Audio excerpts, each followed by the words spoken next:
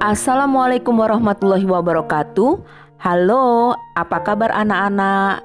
Hari ini kita akan belajar tentang kondisi masyarakat Indonesia pada masa penjajahan, yaitu pengaruh monopoli dalam perdagangan. Pada pelajaran yang telah lalu, kita telah membahas kedatangan bangsa-bangsa barat ke Indonesia, seperti bangsa Portugis, Inggris, dan Belanda. Perkembangan kolonialisme dan imperialisme barat di Indonesia menyebabkan perubahan masyarakat Indonesia dalam berbagai bidang.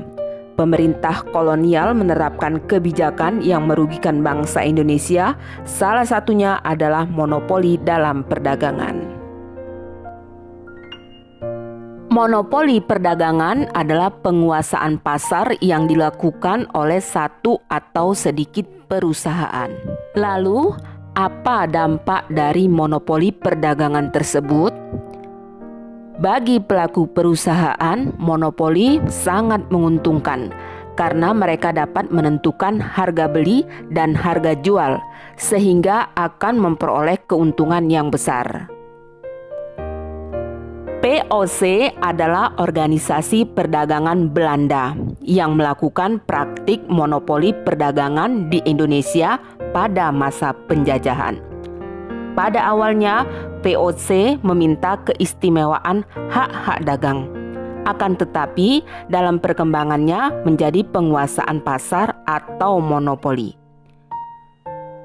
Hak oktroy atau hak istimewa yang dimiliki oleh VOC antara lain hak mencetak uang, hak memiliki angkatan perang, hak memerintah daerah yang diduduki, hak melakukan perjanjian dengan raja-raja, dan hak memonopoli perdagangan rempah-rempah. Pada saat melakukan monopoli rempah-rempah di Indonesia, VOC membuat perjanjian dengan kerajaan-kerajaan di Indonesia. Isinya, setiap kerajaan hanya mengizinkan rakyat menjual hasil bumi kepada VOC. Harga jual dan harga beli rempah-rempah ditentukan oleh VOC.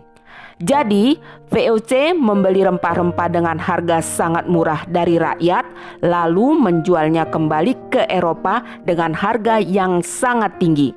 VOC memperoleh keuntungan besar. Sebagai contoh, cengkeh merupakan salah satu hasil utama masyarakat Maluku. Hasil perkebunan tersebut merupakan tanaman ekspor yang sangat dibutuhkan masyarakat Eropa. Perusahaan dagang Belanda, VOC, berusaha menguasai perdagangan tersebut. Rakyat hanya diperbolehkan menjual hasil perkebunan tersebut kepada VOC. Para pedagang lain tidak diperbolehkan membeli hasil perkebunan dari rakyat tersebut. VOC telah melakukan penguasaan perdagangan di Maluku atau disebut praktik monopoli. Apa dampak monopoli yang dilakukan VOC terhadap rakyat Indonesia? Akibat monopoli, rakyat Indonesia sangat menderita karena rakyat tidak memiliki kebebasan menjual hasil bumi mereka. Mereka terpaksa menjual hasil bumi hanya kepada VOC.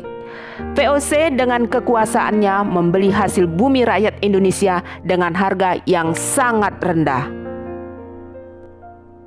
Mengapa kerajaan-kerajaan di Indonesia membiarkan VOC memonopoli perdagangan? Semua itu terjadi karena keterpaksaan.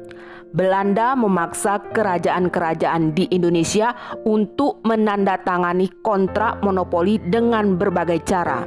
Salah satu caranya adalah politik adu domba atau dikenal divide et impera. Siapa yang diadu domba? Adu domba yang dilakukan Belanda dapat terjadi terhadap kerajaan yang satu dengan kerajaan yang lain atau antar pejabat kerajaan. Apa tujuan Belanda melakukan adu domba? Tujuan Belanda melakukan politik adu domba adalah agar terjadi permusuhan antar bangsa Indonesia, sehingga terjadi perang antar kerajaan. Pada saat terjadi perang antar kerajaan, Belanda mendukung salah satu kerajaan yang berperang. Setelah pihak yang didukung Belanda menang, Belanda akan meminta balas jasa. Seusai perang, Belanda biasanya meminta imbalan berupa monopoli perdagangan atau penguasaan atas beberapa lahan atau daerah. Untuk meluaskan kekuasaannya, VOC mempersiapkan penguasaan dengan cara perang atau militer.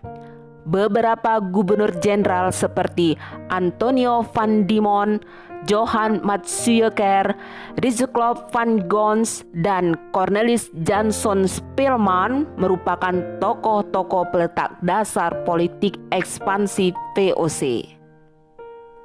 VOC yang berdiri pada tanggal 20 Maret 1602 akhirnya harus dibubarkan pada tanggal 13 Desember 1799 karena mengalami kebangkrutan pada akhir abad 18.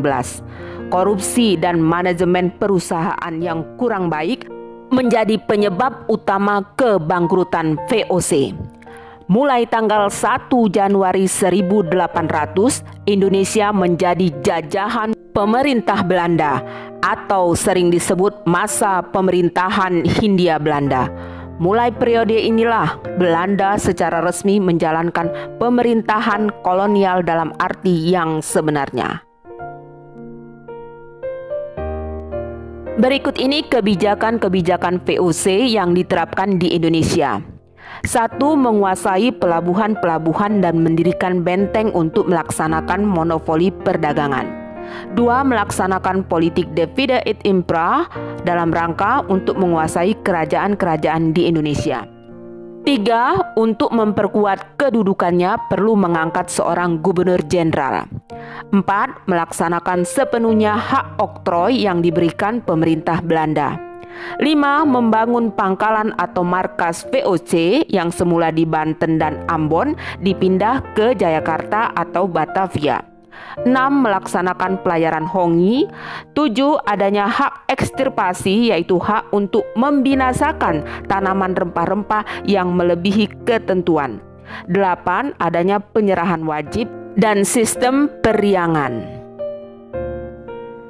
Sedangkan pengaruh kebijakan VOC bagi rakyat Indonesia, 1. Kekuasaan raja menjadi berkurang atau bahkan didominasi secara keseluruhan oleh VOC.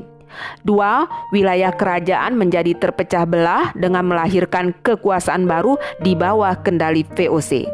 3. Hak oktroy VOC membuat masyarakat Indonesia menjadi miskin dan menderita.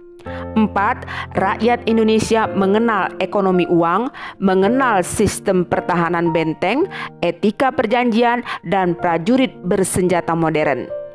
5. Pelayaran Hongi dapat dikatakan sebagai suatu perampasan, perampokan, perbudakan, dan pembunuhan. Dan terakhir, hak ekstirpasi bagi rakyat merupakan ancaman matinya suatu harapan atau sumber penghasilan yang bisa berlebih. Demikian anak-anak, itulah kondisi masyarakat Indonesia akibat pengaruh monopoli VOC dalam perdagangan. Kebijakan apa lagi yang diterapkan pemerintah kolonial terhadap bangsa Indonesia? Kita lanjutkan dalam pertemuan berikutnya. Sampai jumpa. Wassalamualaikum warahmatullahi wabarakatuh.